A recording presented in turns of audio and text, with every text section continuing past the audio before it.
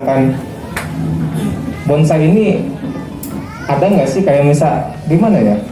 Kalau misalkan kayak kurang sehat lah, atau misalkan cacat lah, atau apalah gitu, yang menjadikan si bonsai ini menjadi nilai jualnya jadi kurang gitu, jadi lebih rendah gitu. Itu tuh ada nggak sih sebenarnya gitu? Ya, pasti ada. Karena mungkin kalau tadi masalah harga ya relatif ya. Kalaupun dibilang mahal, ketika si yang punya butuh uang, bisa juga jadi murah itu bonsai. Nah, kalau secara kualitas, kalau menurut saya, pastilah sesuatu barang yang mungkin kualitasnya berkurang, mungkin di harganya pun berkurang. Karena apalagi ini tumbuhan ya, tumbuhan yang mesti dirawat juga, diperhatikan, entah itu sisi perawatan hariannya kayak penyiramannya, pemupukannya dan sebagainya. Dan mungkin kalau menurut saya, karena ada penataan di bonsai itu, cabang-cabangnya kalaupun berkurang, nah itu mungkin yang akan mengurangi si harga jual tersebut. Itu, dan mungkin bisa dilengkapi sama Pak Ujang nih. Pak Ujang, ya ini teman mahasiswa kita, mungkin bisa apa? Bisa Pak Ujang menjelaskan. Saya tadi nggak begitu itu. Coba ada ulang lagi pertanyaannya, Mas.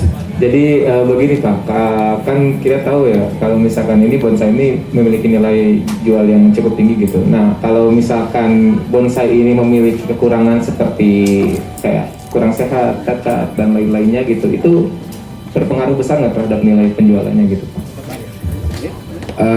Kalau kurang sehat yang jelas iya. Jadi seorang kolektor akan membeli sebuah bonsai itu pasti dipastikan bahwa pohon itu sehat.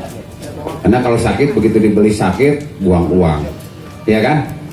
Jadi intinya ya pohon harus sehat banget, dan itu pasti pengaruh ke harga. Kalau untuk harga itu sebetulnya tadi Pak Rudi bilang itu relatif. Intinya relatif itu gini, ini kan karya seni ya. Tergantung orang yang punya, apabila dinilai pohon itu kualitas, kemudian ada yang nanya buka harga berapa aja sah-sah aja, ya kan? Jadi itu tidak ada bandrolnya sebetulnya, cuman mungkin estimasi orang di teman-teman yang jualan itu, oh kurang lebih lah gitu. Tapi ada juga, saya pernah kejadian dalam satu event pameran, itu ada kehilangan bonsai. Saya tahu sebetulnya bonsai itu harganya waktu beli itu kurang lebih ya 8 juta. Tapi karena hilang, itu ada unsur yang lain. Oh saya maunya 100 juta, terus gimana? Kan kita nggak bisa membantah. Karena ini barang yang mungkin menurut kolektor salah satu barang yang saya senangi, yang saya cintai gitu kan. Itu dan nggak ada nilai sebetulnya untuk apa namanya, untuk rupiahnya lah gitu. Hanya sekarang itu teman-teman di Jawa, Bali, yang paling Sumatera juga, akhirnya jadi ada kayak bukan standar ya, estimasi loh. Kalau misalkan sekarang lagi gandung anting putri, kalau anting putih sebesar misalkan diameternya sampai lingkarnya sampai semeter gitu, kemudian dengan baru ada tangan apa, harganya misalkan 50 juta gitu. Itu yang lain biasa kayak ngikutin gitu. Menurut saya sih salah itu, karena pohon itu nggak ada yang sama sih masalahnya. Dia mempunyai karakter yang berbeda. Tapi kalau untuk dibilang style, gaya itu kan lebih cenderung ke orang tuh ke selera kali ya. Jadi intinya sih nggak ada ininya lah, nggak ada bandrolnya gitu ya. Oke, ya. Mungkin satu lagi Pak. Ya. Kalau menurut Bapak sendiri gitu, kalau misalkan kita mau jadi penggiat bonsai gitu, apakah tanpa mengikuti sebuah komunitas bonsai, apakah kita bisa berkembang atau enggak? Sebetulnya sih bisa aja, tapi alangkah baiknya kalau kita mengikuti masuk ke komunitas bonsai. Di situ kita bisa berinteraksi dengan teman-teman, banyak teman-teman juga kita sharing. Contohnya lah, salah satu kegiatan yang positif kayak gini. Tadi Kong Rudi udah memberikan satu penjelasan yang gamblang sekali, dan itu pun juga mungkin nggak bisa diulang sama saya ya, sama aja ya Kong Rudi ya. Jadi intinya hampir sama sih sebetulnya pemahamannya itu. Jadi lebih baik masuk sih kalau saya. Tapi ya mau main sendiri biasanya bagus kata sendiri. Misalkan sekarang ya untuk ini praktek di rumah, perasaan tuh bagus, begitu keluar kontes ya bagusnya hilang, jadi kurang bagus gitu ya. Ya. Oke, terima kasih Oke, banyak. Bapak. sama-sama. Terima kasih. Iya, terima kasih teman dari mahasiswa UIN ya. Ada lagi nggak yang mau ditanyakan? Baik, sebentar. Silakan Pak, memperkenalkan diri, nama, dari mana? Assalamualaikum warahmatullahi wabarakatuh. Waalaikumsalam. Perkenalkan, nama saya Kurnia. Saya dari Ciparai, yang kebetulan tergabung dalam komunitas MBC Majalaya Bonsai Community. Yang ingin saya tanyakan, kriteria kematangan bonsai itu seperti apa, Kak? Kita kan lihat di sini ada yang juara-juara. Kita sebagai pemula, loh ini kayak bagus ini kan yang bagus itu kan. Jadi kriteria kematangan sebuah bonsai juara itu seperti apa? Satu itu. Yang kedua, pertanyaannya, untuk mengukur sebuah kematangan antara yang di ground dan di pot, kira-kira yang paling baik, yang paling mana itu, Pak? Dalam sebuah bonsai. Karena kita kan, saya kan tinggal di ruangan yang sempit. Kebetulan kita nggak punya lahan untuk ground. Apakah ada solusi? Mungkin itu. Sekian dan terima kasih. Baik, ini yang cocok buat Pak Ujang, mangga Pak. Ya, makasih Pak. Jadi gini, ini menyangkut ke kontes ya intinya ya. Kebetulan saya juga di sini menilai, tadi menanyakan tentang kematangan. Jadi kematangan itu banyak unsur-unsur yang dinilai dalam kematangan. Contoh, anatomi tanaman, pohonnya itu sendiri sampai kan kalau tahapan itu ada tahapan bayi, anak, remaja, dewasa, ketua ya. Nah biasanya tahapan yang tua yang udah mempunyai anatomi sampai cucu ranting lah ya, itu dinyatakan matang. Tapi selain itu juga ada saya pribadi dan mungkin teman-teman juri juga sama. Namanya kematangan tidak hanya banyaknya cucu ranting gitu. Kita lihat juga bagaimana cara membuat cabang dengan tahapannya untuk pohon-pohon tertentu ya. Karena saya juga sendiri gini, ada beberapa pohon yang saya tidak terlalu fanatik untuk membuat tahapan. Contoh kayak cemara ini, bisa sih bikin tahapan, cuman lama sekali. Kita masih si juri sendiri yang mungkin praktisi lebih memaklumin. Oh kalau cemara tidak bisa disamakan bikin tahapan dengan anting putih dengan pikes. Nah itu juga kita harus ada di situ apa ya? Ada keadilan lah gitu ya. Kemudian untuk kematangan sendiri di situ juga ada yang namanya tekstur batang, Pak. Jadi tekstur batang itu pohon yang matang saya perhatikan mulai dari kaki sampai cabang, ranting bahkan itu warnanya udah hampir sama, warna dan tekstur hampir sama. Itu yang benar-benar dibilang matang. Tapi yang namanya cucu ranting, karena dia nggak bakalan bisa tua karena numbuhnya muda lagi, ya kan?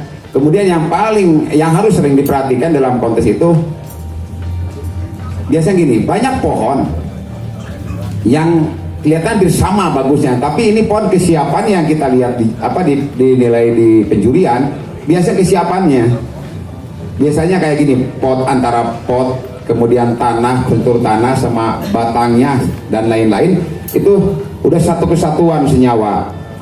Beda dengan pohon yang baru diangkat dari ground. Misalkan dari ground, kemudian kita training di tanah, kemudian anatominya udah lengkap, kemudian mau kontes dimasukin ke pot, kemudian ditampilkan, itu sangat kelihatan sekali tidak indahnya, Pak. Jadi intinya kalau bonsai itu tanaman yang harus lama di pot untuk membuat kesan tua dan apa ya kalau kita mah rohnya ya, itu harus benar-benar lama di pot. Jadi kalau hanya ya baru ditanam di pot kemudian pameran apalagi itu udah gak kelihatan. Jadi di pot itu kelihatannya stabil kayak dadakan gitu, Pak. Nah diusahakan nanti teman-teman kalau untuk pameran itu persiapannya harus lebih jauh dan untuk mematangkan lah untuk membuat satu karakter pohon itu yang kesannya tua, Pak, dan benar tua itu di pot. Jangan coba-coba sekarang pohon setelah kontes karena pengen subur dimasukin lagi ke ground, mudah lagi. Gitu Pak ya. Jadi kematangan itu bukan hanya sekedar oh ini kena rimbun, bukan Pak. Jadi tahapannya kita lihat dari warnanya, teksturnya, tergantung jenisnya ya. Ada juga dalam bonsai itu, ya sebetulnya kalau bonsai itu kan bukan arti sebenarnya ya. Semua mengesankan kok, kesan pohon, kesan tua. Kayak saya itu kesan tua Pak, sebenarnya masih muda. Ya, sudah, iya kan? Benar nggak? Kesan tua, ini masih muda saya itu. Masa pohon yang bikin kesan tua bisa ya Kong ya? Kita, nah Kong Rui kesan tua, usianya masih ini kok ya. Ibu yang tahu. Jadi gitu Pak, jadi intinya untuk kematangan itu kita lihat juga kelengkapan anatomi sampai sejauh mana, mungkin sampai tahapan tua ya. Kemudian tadi tekstur, kemudian warna, kemudian bagaimana mapan di pot. Pot sendiri saya hitung kematangannya. Saya lebih senang pot itu kelihatan pot kata orang Sunda buhun. Tapi bukan berarti tidak sesuai dengan dengan tidak serasi dengan pohonnya. Pot biasanya kalau kita bukan bicara ke pot itu semen, itu keramik enggak. Tapi ada kelebihan dari pot keramik, makin lama tuh makin bagus Pak. Yang penting kalau mau tampil pameran itu ada pot yang udah kena air itu digosok, dibersihin lagi. Sayang, biar itu pot juga pot juga punya kesan tua gitu. Kan lebih senyawa semua, satu kesatuan kan, unity gitu kan. Karena di penampilan itu antara pohon, ya kan, pot dan aksesoris lainnya. Nah aksesoris lainnya kan bisa aja, biasanya batu lah, ada patung-patungan dan lain-lain. Itu semua dinilai Pak. Cuman penilaian aksesoris itu tidak secara spesifik kalau bahwa di penilaian itu ada aksesoris. Itu hanya ke penampilan keseluruhannya. Ya, oke gitu Pak. Ya, udah cukup matang. Cukup Pak. Kan tadi hanya kematangan, matang gitu. Oke, makasih Pak ya. Iya Pak. Silakan kalau ada yang bertanya lagi, mungkin sekitar ya. Ini Mas Adin nih yang pakai batik.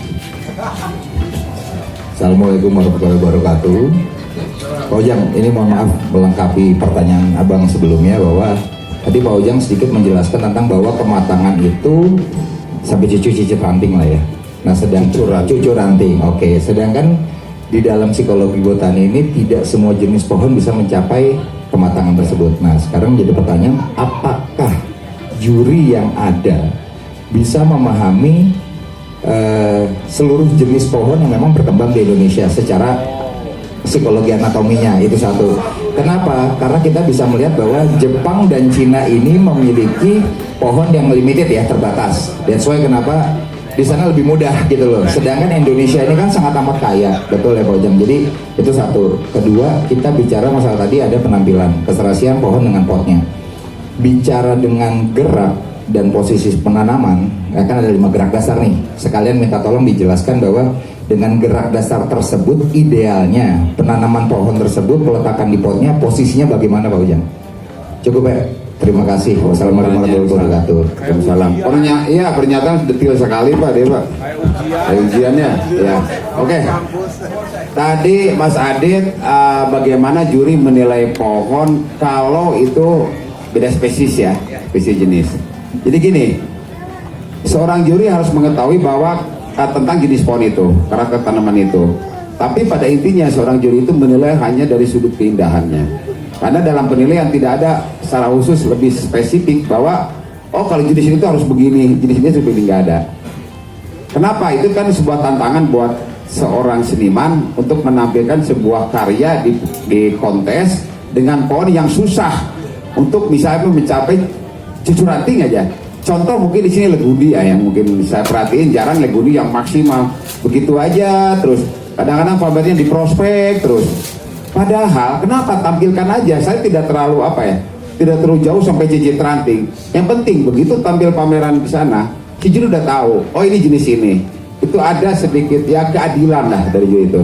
Beda dengan pohon-pohon yang emang pohon lebih mudah. Oh ini kalau kelas ini nih, ini belum jadi lah. Selama bentuk itu masih ada sampai cucu ranting, saya pikir udah cukup ya. Kemudian tadi pertanyaan kedua itu masalah gaya ya, bukan penampilan Pak Ujang. Tadi Pak Ujang menjelaskan tentang keserasian antara pot dan pohonnya ya, itu kan menjadi satu kesatuan ya. Nah itu kan kita punya 5 gerak dasar. Nah paling tidak ada nggak yang masukan lah buat teman-teman bahwa ketika pohon tegak lurus, peletakan potnya, penanaman pohon di potnya seperti apa, dan sampai ke slanting, sampai ke cascade. Oh gitu.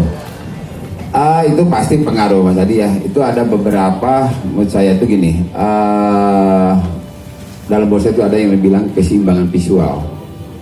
Kadang-kadang itu ada beberapa faktor yang menentukan keseimbangan visual itu yang gampang sekali dilihat. Contoh, tata letak pohon terhadap pot.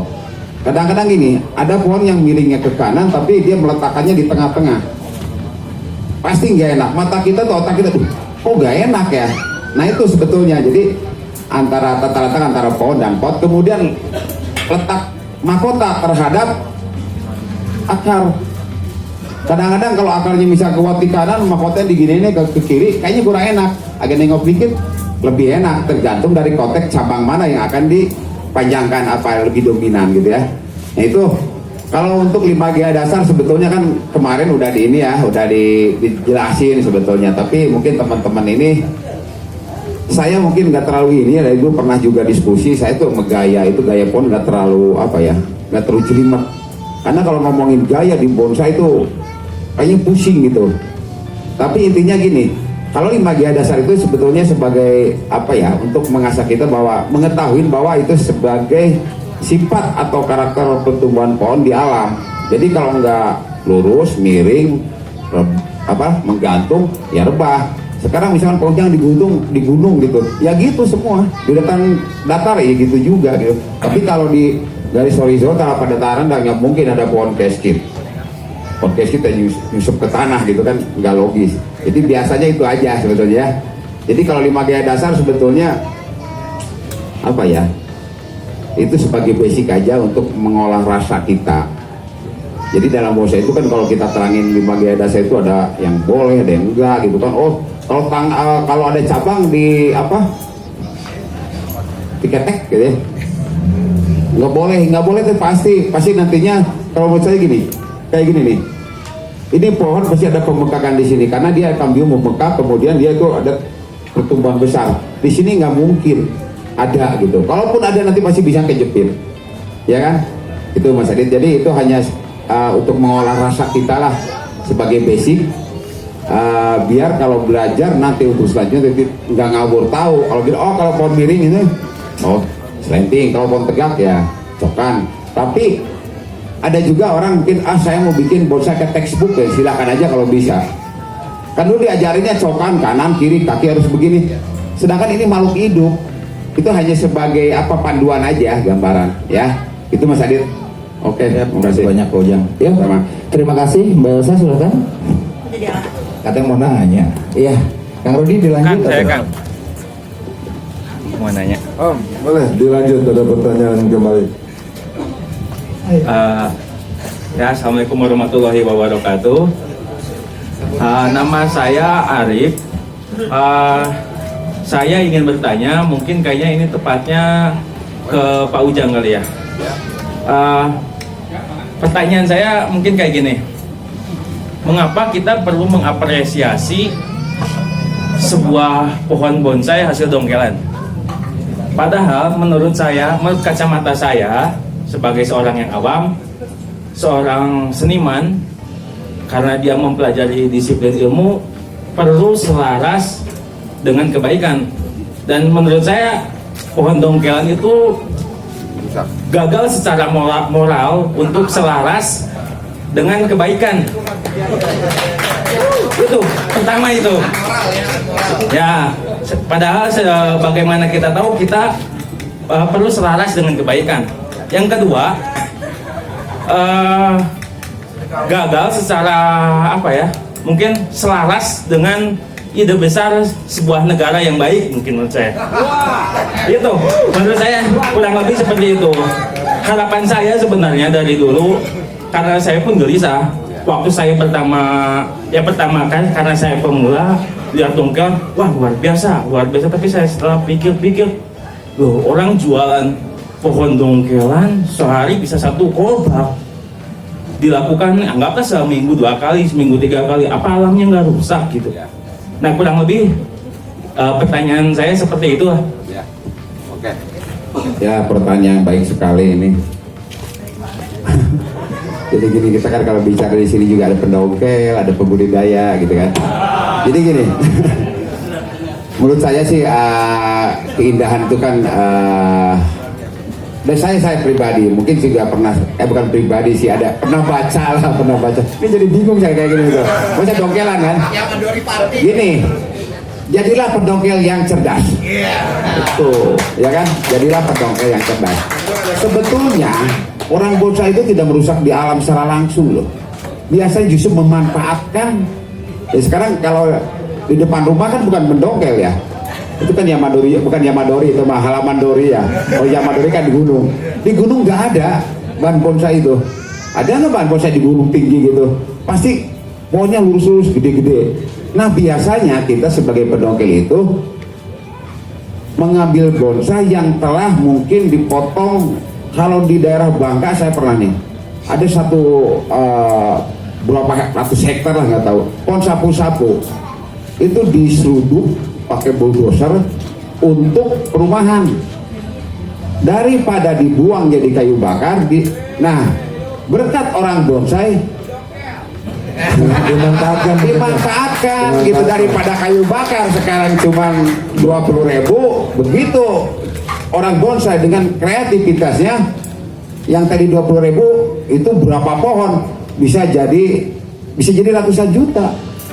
Jadi bukan berarti yang paling nggak boleh mungkin gini ya, kayak bonsai yang emang di daerah-daerah yang dilindungi itu nggak boleh. Kayak cemara udang dilindungi, yang dilindungi itu terbatas. Ada di daerah Sumeneb itu yang dilindungi itu daerah Lombeng ya. Saya sering ke sana dulu. Pantai Lombang ya? Ya, Pantai Lombang itu. Jadi kayak orang Madura Lombeng misalnya. Lombang gitu ya. Tapi yang penduduk itu sebetulnya dia bukan budidaya, kalau sekarang udah budidaya. Itu jadi peninggalan turun temurun lah. Pohonnya juga udah tua-tua dan kompos itu kan udah bagus ya teksturnya itu. Nah, makin kesini karena diambil habis, tapi si petani itu cerdas. Begitu diambil satu, tanam lagi. Kadang-kadang cuma udang gini. Ini mau digali nih satu nih. Sebelum digali itu cabangnya tarik ke bawah. Tempelin di tanah, setelah hidup dipotong.